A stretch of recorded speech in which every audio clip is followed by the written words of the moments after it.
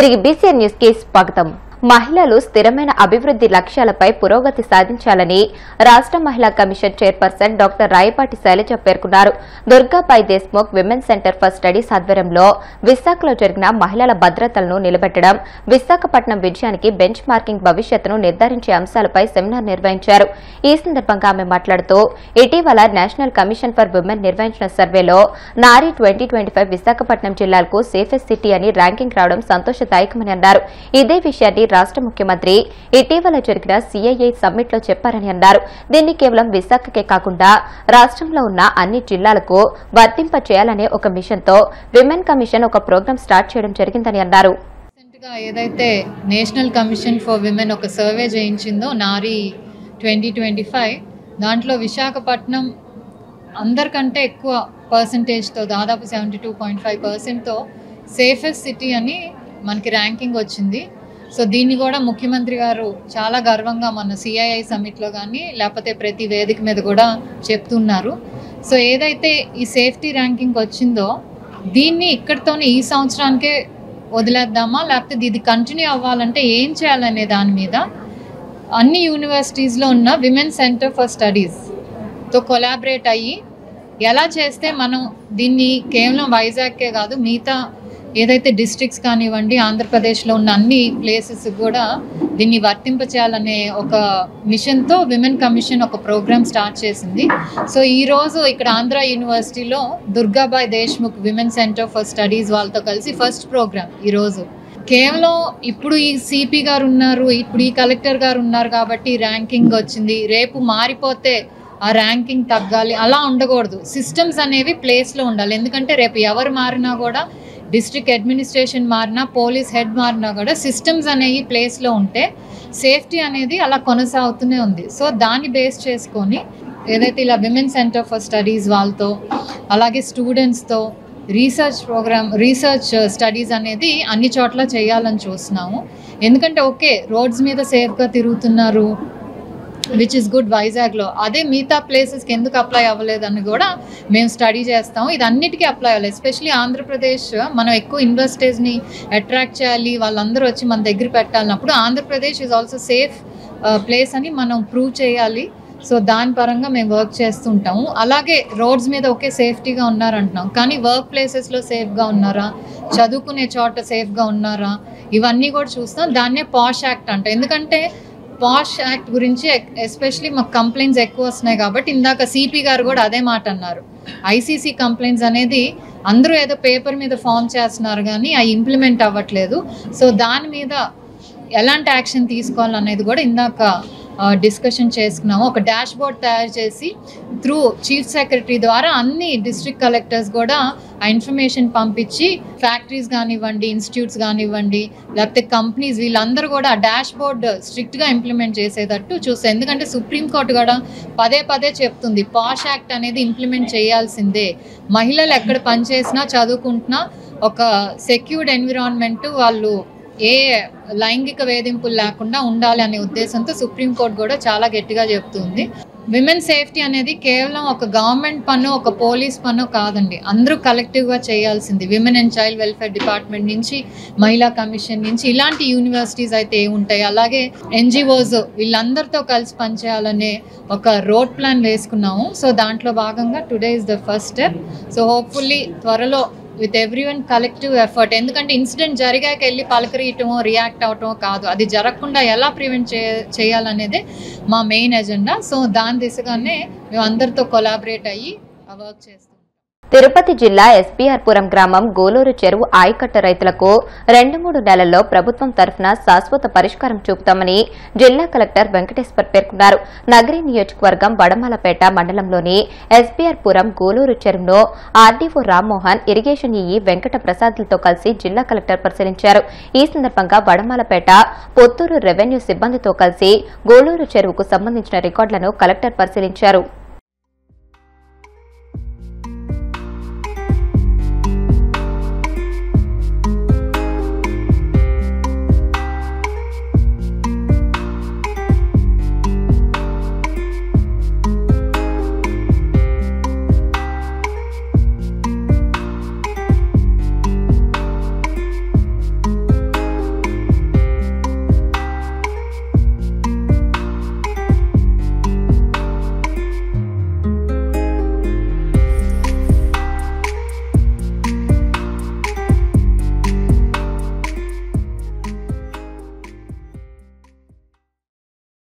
దగ్గరికి కూడా పోయి చూశాను.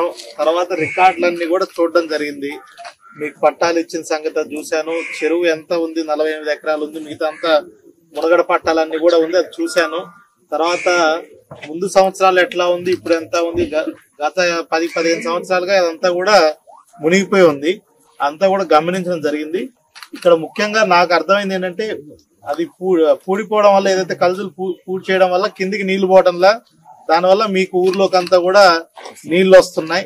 దాన్ని ఎట్లా పరిష్కారం చేయడం ఒకటి. రెండోది, ఏదైతే ఇక్కడ మన చేపలు పట్టే సమస్య ఒకటి కూడా ఉంటుంది. ఎందుకంటే మీ గ్రామ పంచాయతీకి రావాల్సిన నిధులు కూడా రావడం లేదంట, మిమ్మల్ని కూడా పోనీయటం లేదంటున్నారు. అదొకటి కూడా చెప్పారు సర్పంచ్ గారు. అన్ని కూడా లోపల చాలా చాలా సుదీర్ఘంగా డీటెయిల్డ్ గా డిస్కస్ చేయడం జరిగింది అందరం. నేను అనేది ఏంటంటే, ఏదైతే ఈ ఫిషింగ్ ప్రాబ్లం ఏదైతే సమస్య ఉందో దాన్ని ఒక వారం 10 రోజులు ఖచ్చితంగా పరిష్కారం చేస్తాను. ఓకే, ఎట్లాగో ఇంకో 2-3 నెలలు వర్షాకాలం కాబట్టి నీళ్లు ఉంటాయి, చెరువులో నీళ్లు ఉంటాయి, అండ్ పన్ను కూడా ఏం చేయలేము. 2-3 నెలల్లోపు దీనికి కూడా శాశ్వతంగా ఆన్ పేపర్ మీకు పరిష్కారం చూపిస్తాం. మాకు టైం ఇవ్వండి. ఈ లోపు ఇప్పుడు దాకా ఎట్లా ఉందో అట్లానే కంటిన్యూ చేయండి. ఎక్కడ ఎటువంటి ఇబ్బందులు రాకుండా మేము చూసుకుంటాం. ఎవరు కూడా గొడవలు పడాల్సిన అవసరం లేదు. పరిష్కారం చేయండి అని కూడా గౌరవ శాసనసభ్యులు గారు కూడా మాట్లాడారు. ఇవాళ ఉదయం కూడా మాట్లాడారు, ఏదో ఒక పరిష్కారం చూపించండి అని. ఆయనతో కూడా మాట్లాడి ఎట్లా పరిష్కారం చూపించాలని ఖచ్చితంగా 2-3 నెలల్లో మీకు శాశ్వత పరిష్కారం చూపిస్తాం. మావోయిస్టులు అర్బన్ నక్సలైట్లను నమ్మి మోసపోవద్దని కేంద్ర హోంశాఖ సహాయ మంత్రి బండి సంజయ్ సూచించారు. ఏ పార్టీ అధికారంలో ఉన్నా అర్బన్ నక్సలైట్లు పైరువీలు చేసుకుంటూ ఆస్తులు పోగేసుకుంటున్నారని ఆయన ఆరోపించారు. మావోయిస్టులు అర్బన్ నక్సలైట్ల మాటలు నమ్మి మోసపోవద్దని అన్నారు. మావోయిస్టుల చావుకు అర్బన్ నక్సలైట్లు కారణమని అన్నారు.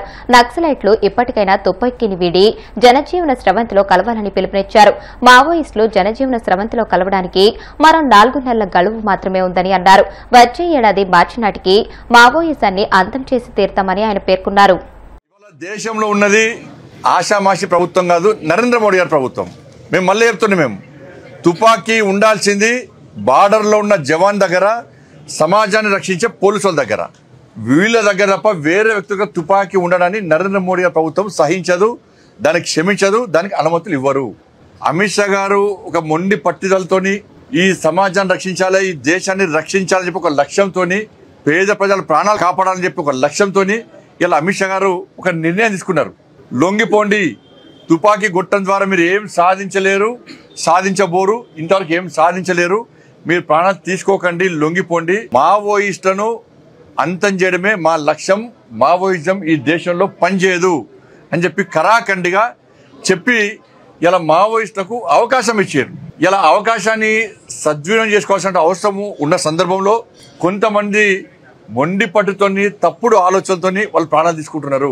ఛత్తీస్గఢ్లో ఎస్టీ సామాజిక వర్గానికి సంబంధించి మైనర్ అమ్మాయిలు, చిన్న అమ్మాయిలు, అభయం జరిగిన అమ్మాయిలకు మీరు తుపాకులు ఇచ్చి ఏం సాధిస్తారు చెప్పండి? దాని ద్వారా తుపాకులు ఎవరు చంపడానికి? రండి, సమాజం రండి, సమాజం మార్పు కోసం ప్రయత్నం చేయండి, అందరితో మాట్లాడండి. తుపాకీ పట్టుకొని మీరు కాల్స్తా అంటే ఇది క్షమించే ప్రభుత్వం నరేంద్ర మోడీ ప్రభుత్వం కాదు. ఇవాళ మళ్ళీ అప్పీల్ చేస్తున్నా, అందరు లొంగిపోండి. ఇంకా 4 నెలలు మాత్రమే మీకు సమయం ఉంది. అమిత్ షా గారి యొక్క లక్ష్యం 2026 మార్చ్ మావోయిస్టులను అంతం చేయడమే లక్ష్యం. అమిత్ షా గారు ఒక మాట అంటే మాట నిలబెట్టుకునేటువంటి వ్యక్తి. హిడ్మా పెద్ద నాయకుడు, మావోయిస్ట్ సంబంధించి జాతీయ స్థాయి నాయకుడు. ఏం సాధించాడు? నువ్వు చనిపోతే ఆయన చనిపోయిన, భార్య చనిపోయా. ఇలా అర్బన్ నక్సల్స్ మాయలో పడి, జంగల్లో ఉన్న నక్సలైట్స్ మీరు మోసపోకండి, మీ ప్రాణాలు తీసుకోకండి. అర్బన్ నక్సల్స్ అనే వ్యక్తులు ఏసీ రూమ్లో ఉంటారు.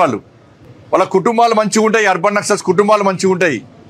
ఏ ప్రభుత్వం వస్తే ఆ ప్రభుత్వాన్ని కొమ్ము కాసి పైరవులు చేసుకుంటారు వాళ్ళు. కాబట్టి ఇప్పటికైనా నేను మళ్ళీ అప్పీల్ చేస్తున్నా, ఎవరైతే అండర్ గ్రౌండ్లో ఉన్నారో వాళ్ళందరూ కూడా వాస్తవాలను గ్రహించండి. మీ సిద్ధాంతాన్ని ప్రజలు నమ్మలేరు, అనవసరంగా మీ ప్రాణాలు తీసుకోకండి. మంచి ఆలోచనతో సమాజంలోకి రండి, మంచి ఆలోచన సమాజంలో సేవ చేసే ప్రయత్నం చేయండి. మీకు అండగా ప్రభుత్వాలు ఉన్నాయి, కేంద్ర ప్రభుత్వం మీకు సహకరిస్తుంది. ఇలా ఎన్కౌంటర్ అన్న గ్రహించి మీరు రండి. ఇంకా 4 నెలల సమయం ఉందని కూడా మీకు విజ్ఞప్తి. ఐబొమ్మ నిర్వాహకుడు ఇమ్మడి రవిని పోలీసులు అరెస్ట్ చేయడంతో సినిమా ఇండస్ట్రీ మొత్తం సంబరాలు చేసుకుంటుంది. ఎన్నో ఏళ్లుగా ఈ పైరసీని అరికట్టడానికి ప్రభుత్వం ఎన్నో చర్యలు తీసుకుంది. ఇక ఎట్టకేలకు సిపి సజ్జనర్ నేతృత్వంలో పోలీసులు ఇమ్మడి రవిని అరెస్ట్ చేశారు. దీంతో సినిమా ఇండస్ట్రీ మొత్తం పోలీసులకు కృతజ్ఞతలు తెలుపుతున్నారు. తాజాగా తెలుగు ఫిల్మ్ ఛాంబర్ ఇమ్మడి రవి అరెస్ట్ పై ప్రెస్ మీట్ నిర్వహించింది. ఈ ప్రెస్ మీట్ లో నిర్మాత సి కళ్యాణ్ మాట్లాడుతూ ఎంతో శ్రమించి ఇమ్మడి రవిని అరెస్ట్ చేసిన పోలీసులకు ధన్యవాదాలు తెలియజేశారు. రవిని ఎన్కౌంటర్ చేయాలని, అలా చేస్తేనే ఇంకోసారి ఇలా చేసేవాళ్లు భయపడతారని ఆయన చెప్పుకొచ్చారు. ఈరోజు ఈ ప్రెస్ మీట్తో దీన్ని ఇలా వదలదాం అనుకోవటం లేదు.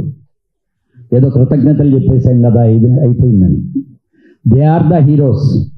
మనందరం ఎన్ని లీడ్లు చేసినా ఏం చేసినా వాళ్ళ టీం కష్టపడి పనిచేసింది. ఫిలిం ఇండస్ట్రీ వాళ్ళందరినీ పిలవాలి, ఒక డయాస్ మీద వాళ్ళని చాలా గౌరవంగా తెలుగు ఫిలిం ఛాంబర్ తరపున, ఫిలిం ఇండస్ట్రీ తరపున చాలా గొప్పగా మనం వాళ్ళందరినీ సన్మానించుకోవాలి. త్వరలోనే డెఫినెట్గా ప్రెసిడెంట్ భరతభూషణ్ గారితో నేను ఇందాక అదే చెప్పాను, సార్ ప్లాన్ చేద్దామండి, ముందు ఈరోజు ఈ కార్యక్రమం అయిన తర్వాత డెఫినెట్గా డిస్కస్ చేసి ప్లాన్ చేద్దామన్నారు. దాన్ని లీడ్ చేస్తాం. అంటే మాకు ఆనవాయితీ ఏది జరిగినా తెలుగు ఫిలిం ఇండస్ట్రీ తరఫున జరిగితే ఛాంబర్ నుంచి ముందు లీడ్ వెళ్ళాలి. అప్పుడే ఈ సంస్థ దీని గౌరవం, దీని ఇది ఉంటుంది. డెఫినెట్గా నిన్న పోలీస్ డిపార్ట్మెంట్ వాళ్ళు ప్రోగ్రామ్ వాళ్ళు చేశారు.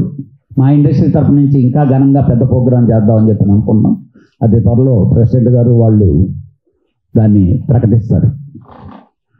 సెంట్రల్ గవర్నమెంట్ కూడా దీని మీద ఇంతకుముందు కంటే స్ట్రాంగ్గా, అసలు ఈ సినిమాకి ఎవరన్నా పట్టుబడితే వాళ్ళలో జరిగితే కాస్ట్ ఆఫ్ ప్రొడక్షన్లో 5%, ఈరోజు 100 కోట్లు ఖర్చు పెట్టుంటే 500 కోట్లు వాళ్ళ ఆస్తులు కానీ వాళ్ళు అది చట్టం చేశారండి.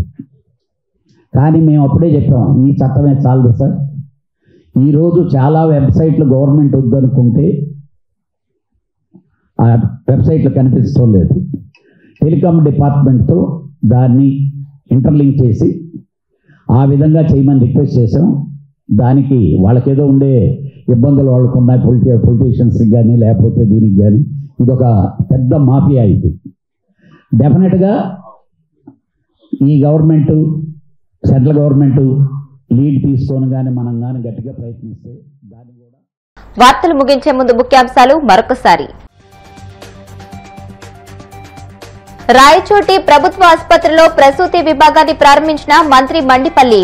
ప్రభుత్వ ఆసుపత్రుల ద్వారా కార్పొరేట్ తరహా వైద్యాన్ని అందించడమే కూటమి ప్రభుత్వ లక్ష్యమని వెల్లడి. వైసీపీ నేత Karumuru Venkat Reddy arrest red book పైశాచికత్వానికి పరాకాష్ట. తీవ్ర స్థాయిలో ధ్వజమెత్తిన మాజీ మంత్రి పేర్ని నాని. వైకుంఠ ద్వార దర్శనం టికెట్లు ఏర్పాట్లపై టీటీడీ చైర్మన్ బీఆర్ నాయుడు సమీక్ష. వైకుంఠ ద్వార దర్శనాల్లో సామాన్య భక్తులకే పెద్దపీట.